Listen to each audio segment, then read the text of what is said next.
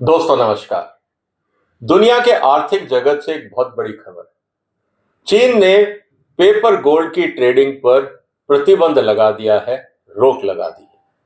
चीन के सभी बैंकों ने यह फैसला किया है कि रिटेल इन्वेस्टर्स को अब हम गोल्ड एक्सचेंज जहां पे पेपर गोल्ड की ट्रेडिंग होती है उसकी एक्सेस नहीं देंगे। ये एक बहुत बड़ा कदम है। कारण यह है दोस्तों कि बुलियन मार्केट में सबसे ज्यादा अगर कोई अगर मेटल प्रेफर किया जाता है तो वो है गोल्ड। और ऐसी स्थिति में जब पूरी दुनिया में गोल्ड को एक स्टेबल करेंसी माना जाता है, एक स्टेबल मेटल माना जाता है, एक इन्वेस्टमेंट ऑप्शन माना जाता है, ऐसी स्थिति में चीन के द्वारा लिया गया ये जो कदम है, ये वास्तव में सबको सोचने पे मजबूर करेगा। क्योंकि चीन इस समय दुनिया की दूसरी सबसे बड़ी अर्थव्यवस्था है, गोल्ड का सबसे बड़ा बाजार है, गोल्ड की सबसे ज्यादा ट्रेडिंग वहां होती है, कंजम्पशन वहां होता है, इंपोर्ट चाइना में सबसे ज्यादा होता है। ऐसी स्थिति के अंदर अगर पेपर गोल्ड पे बैन लगाया जाता है तो कुछ ना कुछ तो बड़ा होने वाला है। आज हम इसी बात की चर्चा करेंगे। इसीलिए आपसे निवेदन है कि आप इस वीडियो को अंत तक देखिएगा, क्योंकि जैसे ही ईरान वॉर खत्म होने की तरफ बढ़ रहा है, चीन की तरफ से इतना बड़ा कदम कुछ ना कुछ तो आने वाले बड़े घटनाक्रम की तरफ संकेत कर रहा है। तो दोस्तों, निवेदन है कि आप मेरे साथ बने रहेंगे और आज की चर्चा को देखेंगे।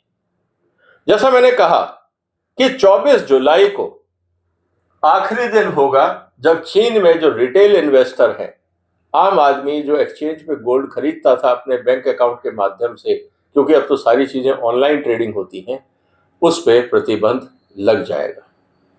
ऐसा करने का कारण जो कहा गया है वो ये कि बाजार में बहुत ज्यादा रिस्क है, बहुत ज्यादा वॉलेटिलिटी है, हमें इन्वेस्टर्स को बचाना है, और जिस तरह से सट्टेबाजी हो रही है सोने में, ये ठीक नहीं है।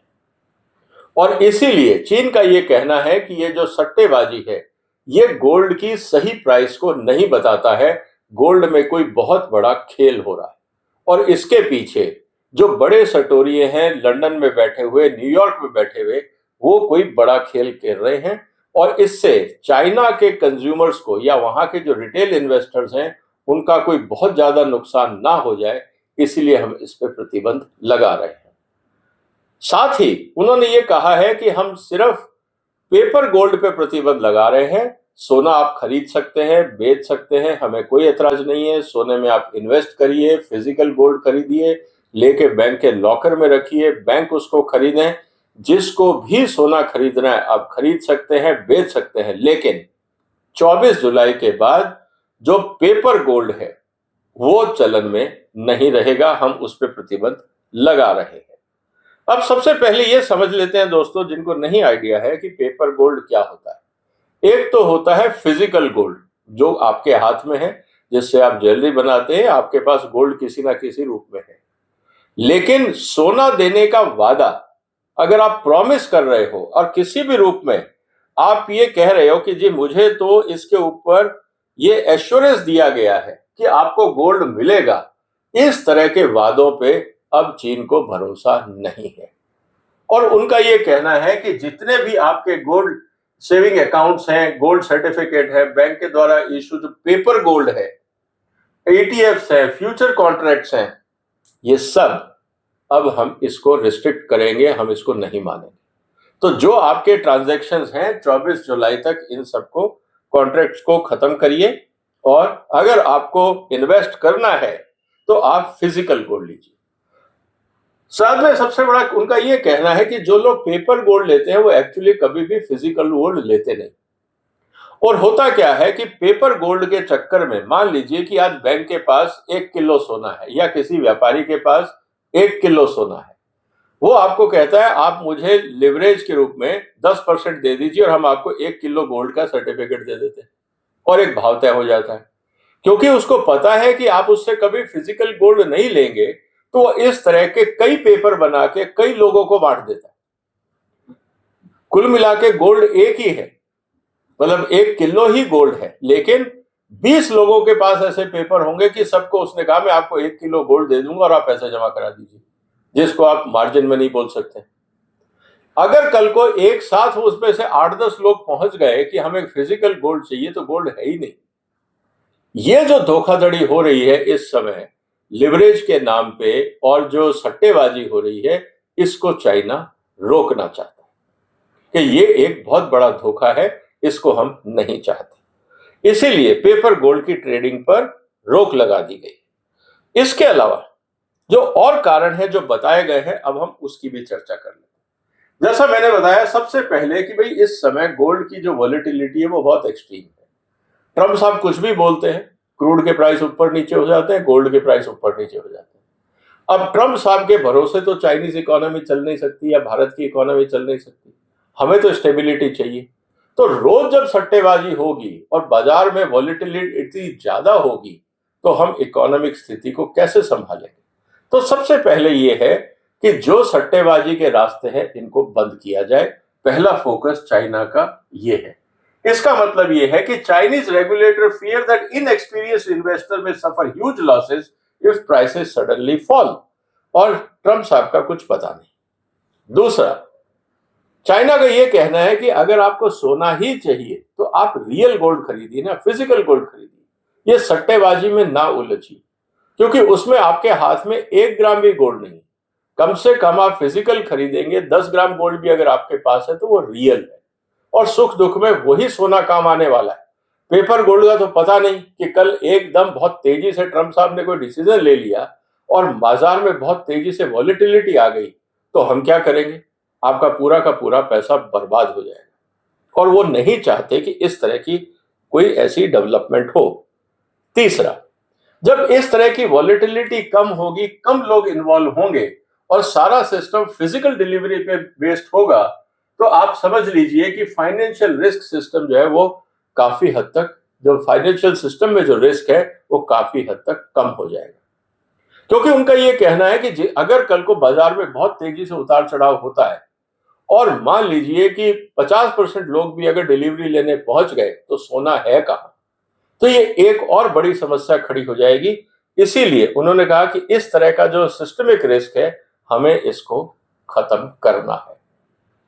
चौथी सबसे बड़ी बात, जिस तरह से अमेरिका के अंदर डेट बढ़ रहा है, यूरोप की हालत खराब है, ईरान के बाद पूरी दुनिया के अंदर इस समय जो आर्थिक स्थिति नाजुक हो गई है, आने वाले समय में लगता है 3 से 6 महीने में कोई बहुत बड़ा फाइनेंशियल टर्मोइल भी हो सकता है, ये आशंका भी लगाई जा रही है। अब सवाल इस बात का है कि ऐसी स्थिति के अंदर क्या होगा?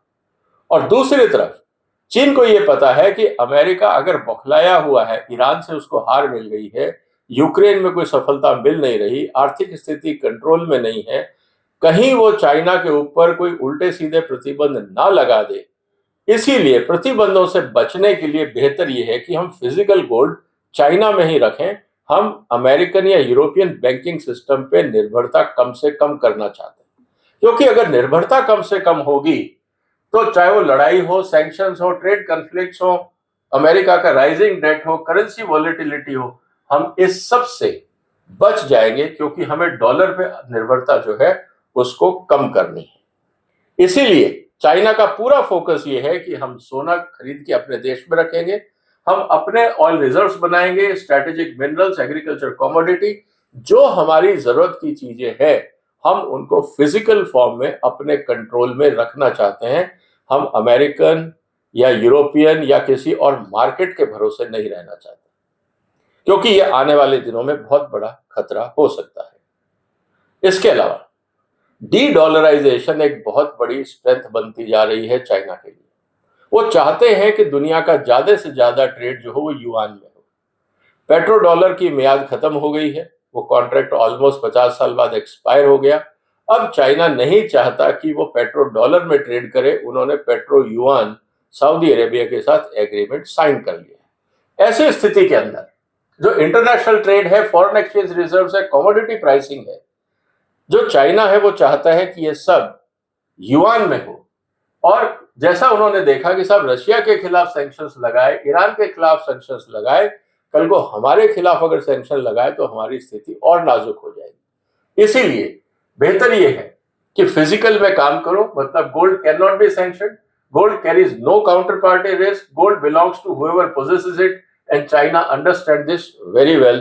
तो उन्होंने कहा भैया हमें अंतरराष्ट्रीय बाजार के खेल में भरोसा नहीं है, क्योंकि वहां जो प्लेयर्स हैं इंक्लूडिंग प्रेसिडेंट ऑफ अमेरिका, ये अनरिलायबल लोग हैं। इनका स्वार्थ आएगा तो ये कभी दाम को ऊपर बढ़ाएंगे, कभी नीचे गिराएंगे, और इस चक्कर में हमको नहीं फंसना है। इसीलिए चाइना का कहना बहुत क्लियर है, क्योंकि अब हमारे पास दुनिया का सबसे बड़ा रिजर्व बनता जा रहा है, हम सबसे ज्यादा प्रोड्यूसर हैं, सबसे ज्यादा इंपोर्टर हैं, कंज्यूमर हैं, and largest official holder of gold reserves. जब सब कुछ हमारे पास है, हम इस सेक्टर में सबसे बड़े खिलाड़ी हैं, तो हम दूसरे पे भरोसा क्यों करें? हम अपना खेल अपने हिसाब से चलेंगे। इसीलिए यह भी कहा जा रहा है कि शायद आने वाले दिनों में चाइना अपना एक नया गोल्ड ट्रेडिंग सिस्टम शुरू कर सकता है, जिसमें वेस्टर्न वर्ल्ड की या लंदन मेटल एक्सचेंज या बाकी जो बड़े इंटरनेशनल एक्सचेंजेस हैं उन पर निर्भरता कम से कम हो जाए। और साथ ही जैसा हमें पता है कि न्यू मॉनेटरी सिस्टम पे भी चाइना काम कर रहा है, और गोल्ड एक सबसे बड़ी रिलायबल कमोडिटी है जिसके आगे आप युआन को हेज कर सकते हो। तो जब आप युआन को पुश कर रहे हो, दुनिया को युआन पे भरोसा कब आएगा?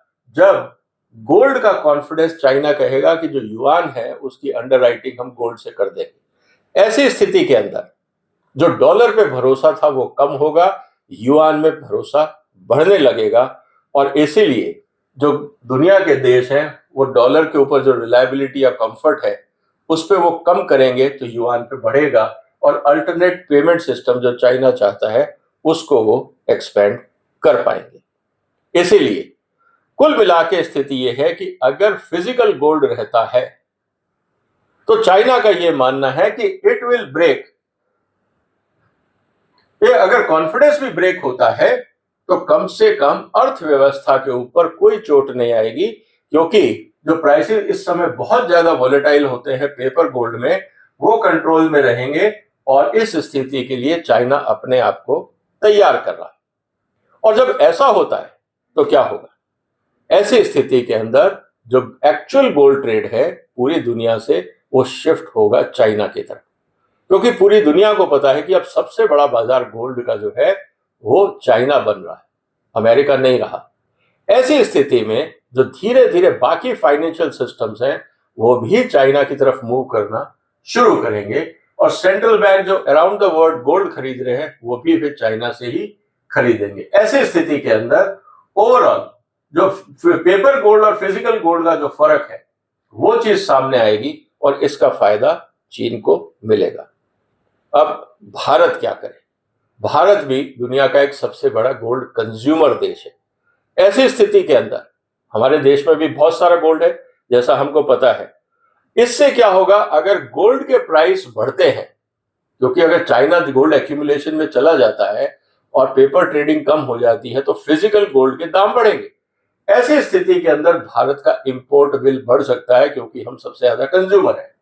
हमारे ऊपर करंट अकाउंट का प्रेशर बढ़ सकता है, और हमारे रुपए पे और दबाव बढ़ सकता है, क्योंकि गोल्ड की डिमांड तो बरकरार है लेकिन भारत की अर्थव्यवस्था के लिए ये चुनौती बनती जा रही है। इसीलिए अगर हम इसको जियोपॉलिटिकल कॉन्टेक्स्ट में देखें दोस्तों, तो आज की तारीख में जो गोल्ड है ये जियोपॉलिटिकल एक एसेट के रूप में बन गया है। ये सिर्फ मेटल नहीं रहा, क्योंकि गोल्ड के बेस पे ही करेंसीज और फाइनेंशियल कंडीशंस दुनिया की स्टेब्लिश होंगी।